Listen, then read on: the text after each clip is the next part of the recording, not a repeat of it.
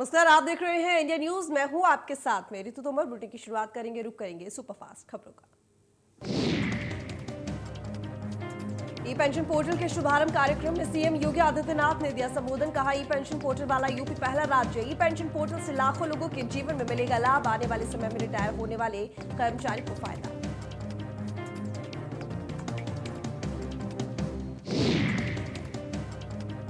इस ई pension portal के माध्यम से रिटायरमेंट के बाद पेंशनर्स को भुगतान के लिए भी नहीं आना पड़ेगा। इसमें व्यक्ति को रिटायरमेंट से 6 महीने पहले करना होगा आवेदन। 3 माह पूर्व ग्रेच्युटी राशिकरण के आदेश निर्गत होंगे। कोषागार में व्यक्तिगत रूप से उपस्थित भी नहीं होना पड़ेगा।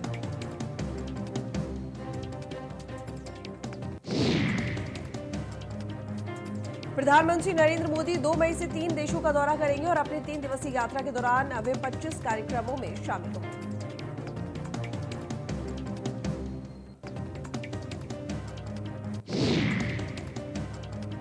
पीएम मोदी 2 मई को जर्मनी, डेनमार्क और फ्रांस की 3 दिवसीय यात्रा पर रवाना होंगे और ये इस साल होने वाली उनकी पहली विदेश यात्रा है।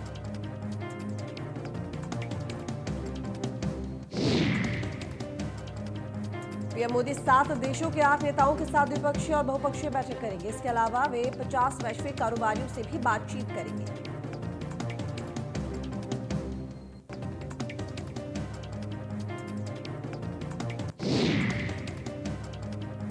सीएम योगी ने किया ई पेंशन पोर्टल का उद्घाटन। लोक भवन सभागार में हुआ कार्यक्रम। सेवानिवृत्त होने वाले कर्मचारियों को अब पेंशन के लिए भटकना नहीं पड़ेगा।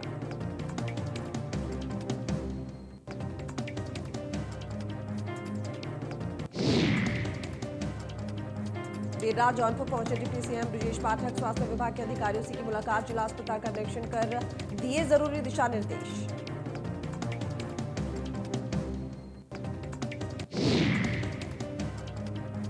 यूपी में बिजली संकट जल्द होगा खत्म। आज से 1000 मेगावाट अतिरिक्त बिजली मिलेगी। हरदुआगंज 12 बिजली घर में भी जल्द उत्पादन शुरू होगा। हरदुआगंज और 12 में 1270 मेगावाट बिजली का होगा उत्पादन।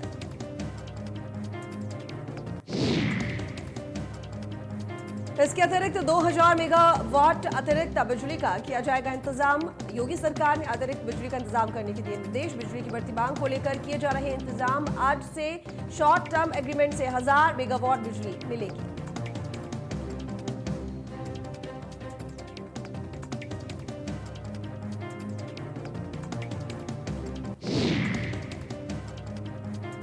एएनबी अवार्ड्स में आईटीवी नेटवर्क ने मारी बाजी। विभिन्न प्रोग्राम और शो के लिए आईटीवी नेटवर्क को मिले 21 एएनबी अवार्ड्स।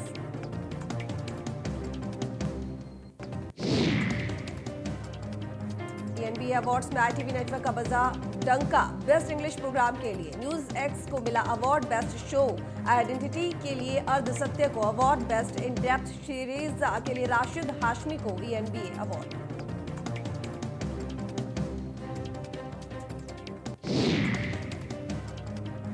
एएनबी अवार्ड में आपके channel India news Uttar Pradesh Uttarakhand को मिला सम्मान। स्पेशल शो मेरठ के रन बांकुरे को मिला award. Best late prime time show Hahakar को भी मिला अवार्ड।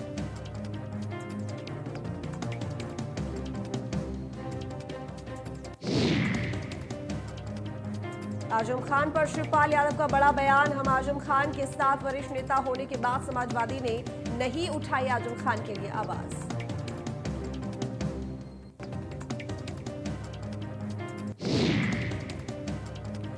समाजवादी पार्टी के अध्यक्ष अखिलेश यादव ने बिजली कटौती को लेकर सरकार पर निशाना साधा है। उन्होंने उत्तर प्रदेश के ऊर्जा मंत्री का नाम लिए बिना बिजली संकट का मसला उठाते हुए कहा कि सरकार समस्या का कारण बताने के लिए नहीं, निवारण के लिए होती है।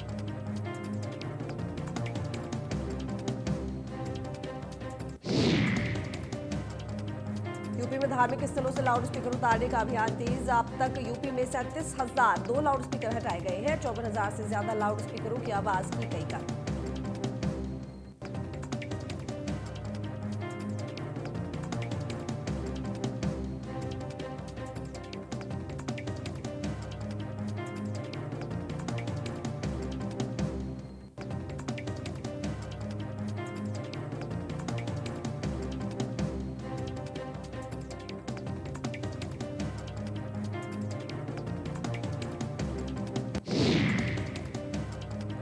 नोएडा जिला प्रशासन बिल्डरों की 70 करोड़ की प्रॉपर्टी करेगा नीलाम। 36 डिफॉल्टरों की 70 करोड़ की प्रॉपर्टी होगी जब्त। नीलामी से आई रकम बायर्स को दी जाएगी।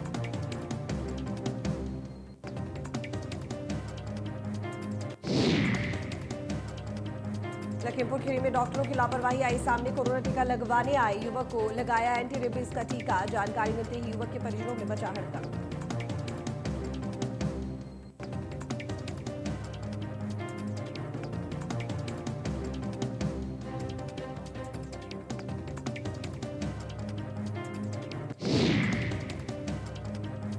एटा में झोला छाप डॉक्टरों ने ली महिला की जान। महिला को पेट दर्द की थी शिकायत। सही इलाज न मिलने पर सीएचसी में महिला ने तोड़ा दम।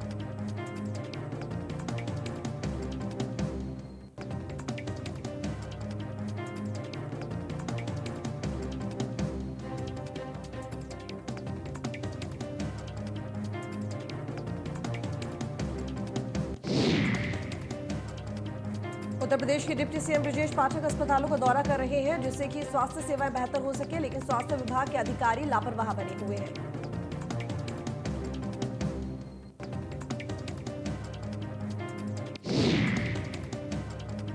प्रसव केंद्र पर हर माह 25 से 30 डिलीवरी होती है, लेकिन इसकी स्थिति देखने से ये लगता है कि हम महिलाओं का प्रसव नहीं होता होगा, सिर्फ कागजों ने ही प्रसव कराया जाता होगा। वहीं डिप्टी सीएमओ का कहना है कि इसकी जांच कराई जाएगी और तत्काल वहां के अधीक्षक से कहकर इस प्रसव केंद्र को हटवाया जाएगा।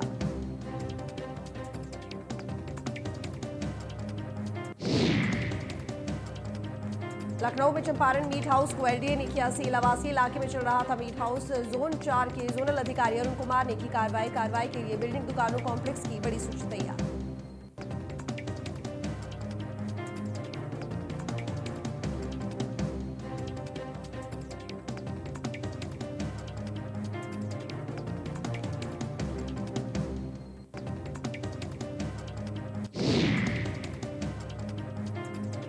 एटा में ट्रक ने बाइक सवार 2 लोगों को कुचला। मौके पर एक शख्स की मौत, एक गंभीर रूप से घायल। रोड पार करते समय बाइक सवारों को कुचला। लोगों ने एटा कासगंज रोड पर लगाया जाम। सूचना मिलते ही मौके पर पहुंची पुलिस शव को पोस्टमार्टम के लिए भेजा।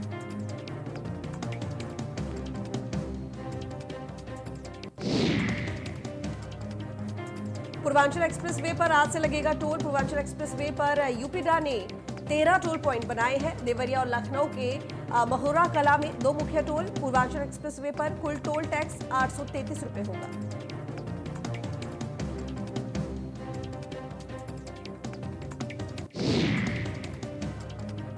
बुलंदशहर में बच्चों का घास काटने का वीडियो वायरल। सरकारी स्कूल परिसर में घास काटते दिख रहे हैं बच्चे। किताबों की बजाय हाथों में थमा दी दराती।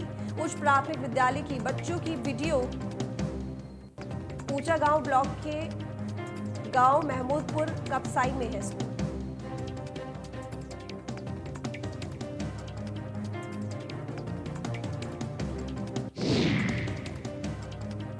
3 मई से शुरू हो रही है चारधाम यात्रा के लिए तैयारियां पूरी। यात्रा मार्ग पर लाउड स्पीकर लगाने के दिए निर्देश। जिलाधिकारी अभिषेक रोहेला ने हर्षिल लोनेवे गेस्ट हाउस में यात्रा अव्यवस्थाओं को लेकर संबंधित अधिकारियों की महत्वपूर्ण बैठक ली है।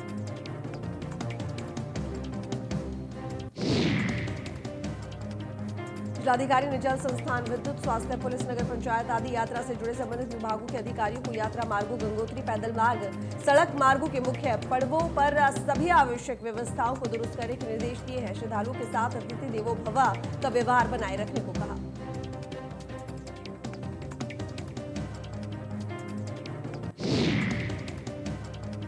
चारधाम यात्रा करने के लिए श्रद्धालुओं के रजिस्ट्रेशन यात्रा में रात 10 बजे से सुबह 4 बजे तक वाहन रहेंगे प्रतिबंध। यात्रियों की सुरक्षा की दृष्टि से प्रशासन का फैसला।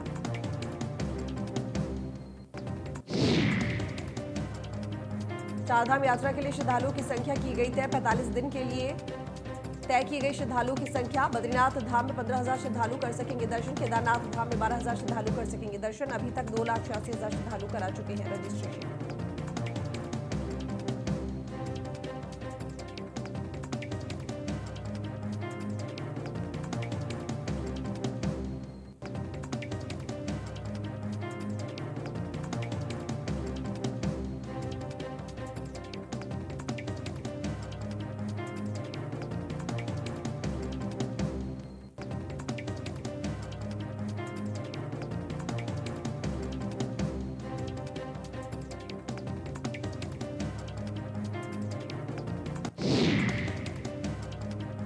देहरादून में उत्तराखंड में कर्मचारियों के लिए बड़ी खुशखबरी। कोरोना के समय कार्य करने वाले कर्मचारियों का होगा समायोजन। कैबिनेट की बैठक में प्रस्ताव लाया जाएगा। कोरोना के दौरान दर्जनों कर्मचारियों ने दी अपनी सेवा।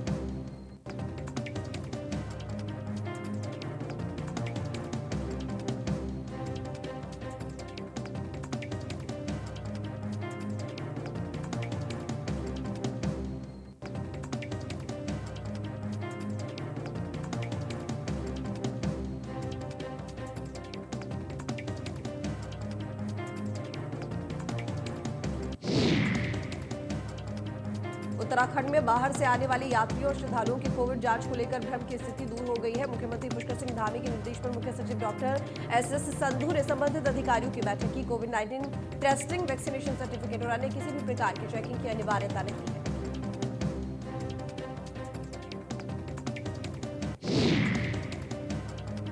यात्रा के दौरान टेस्टिंग, वैक्सीनेशन सर्टिफिकेट और अन्य किसी भी प्रकार की चेकिंग की अनिवार्यता नहीं। हालांकि सभी यात्रियों को उत्तराखंड में चारधाम यात्रा हेतु पर्यटन विभाग द्वारा संचालित पोर्टल पर पूर्व की भांति पंजीकरण कराना अनिवार्य है।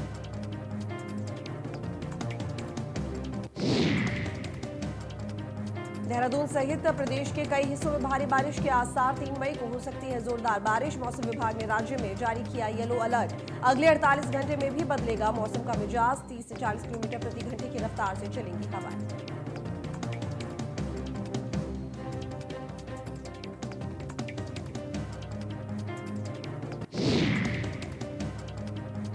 हरिद्वार से चारधाम यात्रा का पहला जत्था हुआ रवाना। स्वामी यतीश्वरानंद ने हरी झंडी दिखाकर किया रवाना। माया देवी मंदिर से गंगोत्री के लिए रवाना हुआ जत्था। यात्रा को लेकर उत्साहित दिखे गुजरात के यात्री।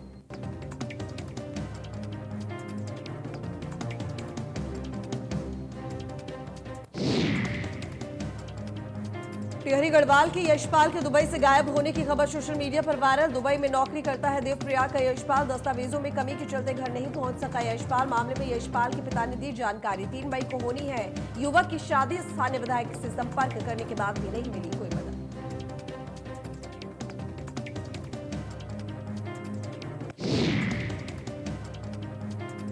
नोएडा के गार्डन गैलेरिया मॉल में हत्याकांड मामले से जुड़ा सीसीटीवी फुटेज आया सामने। ब्रजेश राय को बाउंसरों ने जमकर पीटा था और बार की फोटो खींचने के बाद बड़ा था मामला। बाउंसरों की अभद्रता की फोटो क्लिक कर रहा था युवक।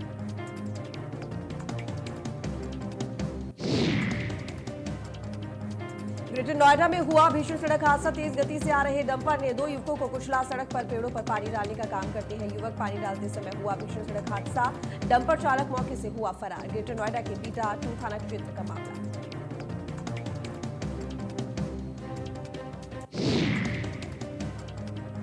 सहारनपुर में पुलिस और बदमाशों के बीच मुठभेड़। 25,000 के इनामी बदमाश को लगी गोली। मुठभेड़ के बाद कैलाश नेपाली गिरफ्तार। कुछ दिन पहले एक घर में की थी चोरी।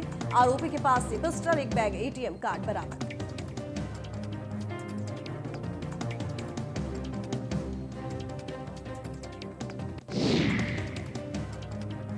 उन्नाव में युवती का दीवार से लटका हुआ मिला शव। नर्सिंग होम कर्मी युवती का लटकता हुआ मिला शव। युवती ने कल ही नर्सिंग होम किया था ज्वाइन। परिजनों ने रेप कर हत्या करने का लगाया आरोप। सूचना पर पहुंची पुलिस की टीम ने शव को कब्जे में लेकर पोस्टमार्टम के लिए भेजा।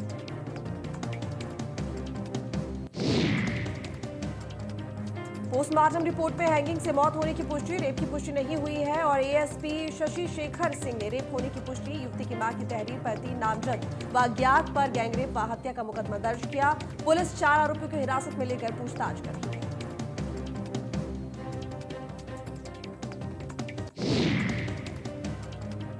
फर्रुखाबाद के नवाबगंज सामुदायिक स्वास्थ्य केंद्र पर डॉक्टरों की लापरवाही की वजह से मरीज हो रहे परेशान। अस्पताल खुलने का समय है 8 बजे, लेकिन डॉक्टर कभी भी समय पर नहीं पहुंचते हैं अस्पताल।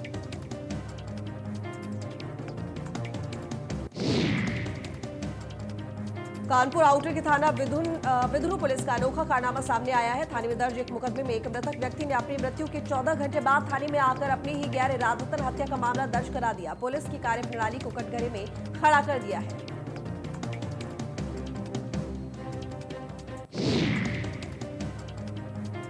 कन्नौज में पानी निकासी को लेकर हुए झगड़े में एक व्यक्ति की मौत। 1 महीना बाद कानपुर में इलाज के दौरान हुई युवक की मौत। मृतक के भाई ने फांसी लगाकर की आत्महत्या की कोशिश। सूचना पर पहुंची पुलिस ने शव कब्जे में लेकर पोस्टमार्टम को भेजा। वीरपुर गांव में 1 माह पहले हुआ था खूनी संघर्ष।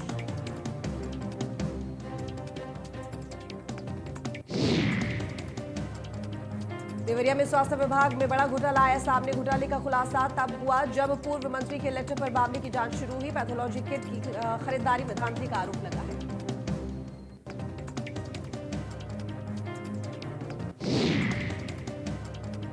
ग्रेटर नोएडा पहुंचे इलेक्ट्रॉनिक विभाग के राज्य मंत्री अजीत पाल। राज्य मंत्री ने डीएम कार्यालय में अधिकारियों के साथ की बैठक। दादरी में गांव कोट का किया निरीक्षण के बाद बुलंदशहर के लिए रवाना हुए राज्य मंत्री।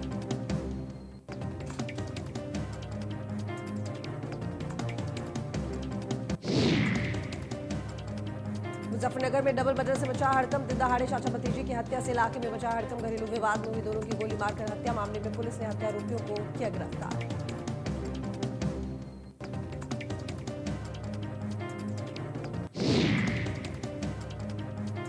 सीतापुर जेल में सालों से बंद सपा के वरिष्ठ नेता आजम खान से मुलाकात करने के लिए जाएंगे एसबी प्रमुख ओम प्रकाश राजभर ने आजम से मुलाकात के लिए समय मांगा। आजम खान से मुलाकात के दौरान मऊ से विधायक अब्बास अंसारी भी रह सकते हैं मौजूद।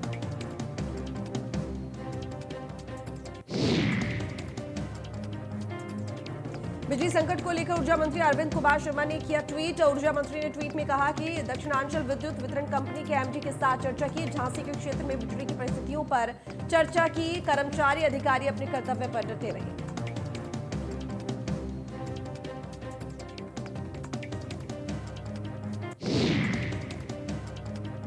अमेठी में बिजली कटौती से लोग हो रहे हैं परेशान। मामले में बीजेपी विधायक सुरेश पासी ने ऊर्जा मंत्री को लिखा पत्र। भीषण गर्मी में लगातार हो रही बिजली कटौती। विधानसभा में की निर्बाध बिजली आपूर्ति देने की मांग। जगदीशपुर से विधायक है पूर्व राज्य मंत्री सुरेश पासी।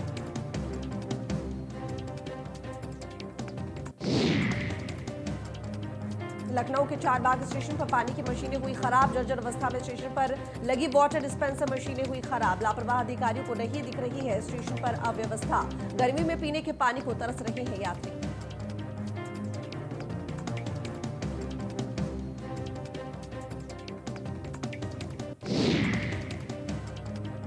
लखनऊ में आम आदमी पार्टी के राज्यसभा सांसद संजय सिंह ने की प्रेस वार्ता के दौरान सांसद ने बीजेपी पर साधा निशाना और कहा कि नफरत की राजनीति को बढ़ावा दे रही है बीजेपी के लोग गंदी राजनीति कर रहे हैं। आप पूरे देश में तिरंगा शाखाओं का निर्माण करेगी।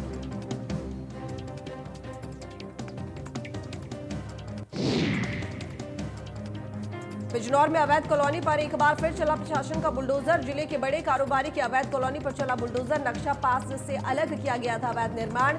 अपर मुख्य अधिकारी के निर्देश पर चला प्रशासन का बुलडोजर।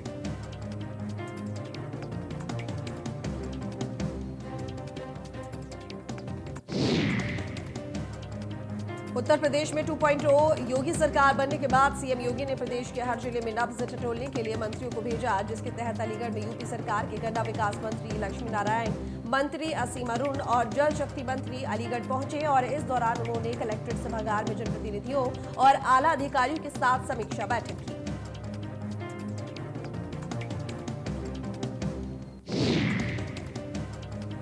कानपुर में लोक निर्माण मंत्री जितिन प्रसाद, स्वतंत्र प्रभार मंत्री कपिल देव अग्रवाल और स्वास्थ्य राज्य मंत्री मयंकेश्वर शरण सिंह गुजैनी गांव की मलिन बस्ती पहुंचे, जहां उन्होंने स्थानीय लोगों से मुलाकात कर सरकारी योजनाओं और समस्याओं के संबंध में जानकारी ली। जनता के सीवर, पेयजल समेत कई समस्याओं पर जितिन प्रसाद ने अधिकारियों को फटकार लगाते हुए जल्द निस्तारण के आदेश दिए।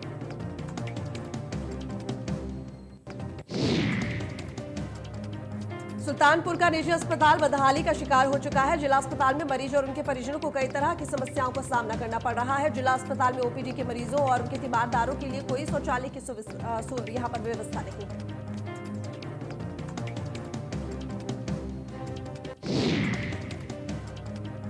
आगरा में वकीलों के दो गुटों में हुई मारपीट। आगरा न्यायालय की दीवानी में हुई मारपीट के दौरान जमकर चले लाठी डंडे, कई अधिवक्ता हुए घायल। एक पक्ष ने दूसरे वकील के चैम्बर पर किया हमला। सूचना पर पहुंची पुलिस की टीम ने कई लोगों को हिरासत में लिया।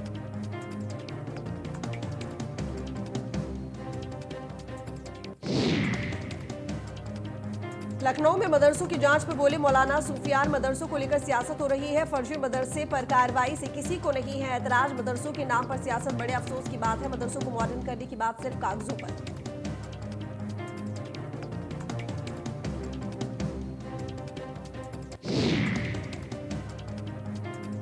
जालौन पहुंचे उत्तर प्रदेश राज्य महिला आयोग की सदस्य डॉक्टर कंचन जायसवाल। इस दौरान कंचन जायसवाल ने विधिक साक्षरता एवं जागरूकता शिविर में महिलाओं की समस्याएं सुनी।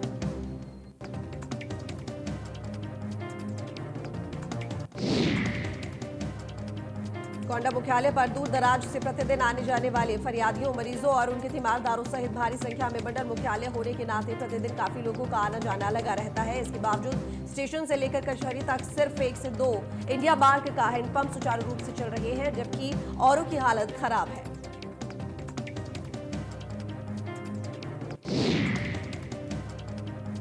डिप्टी सीएम ब्रजेश पाठक का चंदौली दौरा और इस दौरान डिप्टी सीएम जिला अस्पताल पहुंचे, जहां पर उन्होंने बारीकी से निरीक्षण किया। डिप्टी सीएम उस समय आग बबूला हो गए जब मरीजों को पीने के लिए शीतल पेयजल की जगह आरओ नहीं था।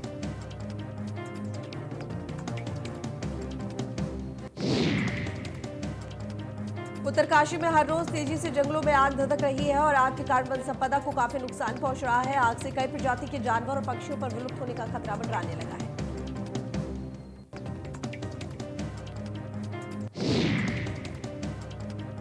मसूरी के जंगलों में देर रात लगी भीषण आग लगने से बेशकीमती वन संपदा जलकर हुई राख। बमुश्किल फायर ब्रिगेड ने आग पर पाया काबू।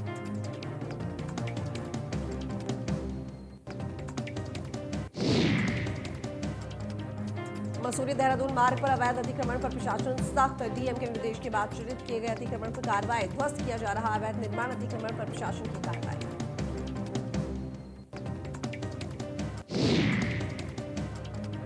शहीदों के परिवार के लिए रोटरी इंडिया और फर्स्ट इन क्लास की शानदार पहल। शहीदों के बच्चों को दिए जाएंगे 1 लाख टैबलेट। पीसी शिक्षा और डिजिटल इंडिया की दिशा में सबसे बड़ा अभियान।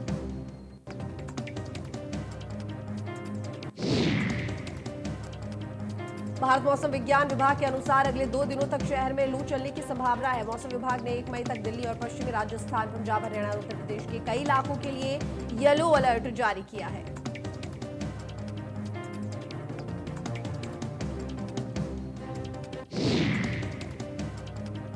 हालांकि 2 मई के बाद आगे बढ़ते पश्चिमी विक्षोभ के साथ पारा गिरने की उम्मीद है, जिसमें बारिश और गरज के साथ बौछारें पड़ने की संभावना है।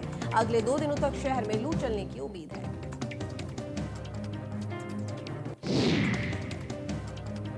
मौसम विभाग के मुताबिक अगले 5 दिनों तक गर्मी से राहत नहीं मिलेगी और इस दौरान हीट वेव की स्थिति बनी रहेगी।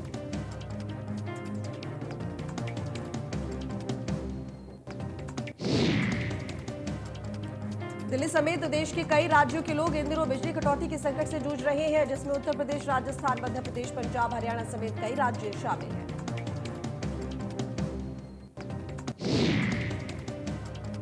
इन राज्यों में तापमान 40 डिग्री के ऊपर है और ऐसे में कई जगह बिजली 7 से 8 घंटे ही मिल पा रही है। बताया जा रहा है कि रूस यूक्रेन युद्ध के चलते कोयले के आयात पर असर पड़ा है।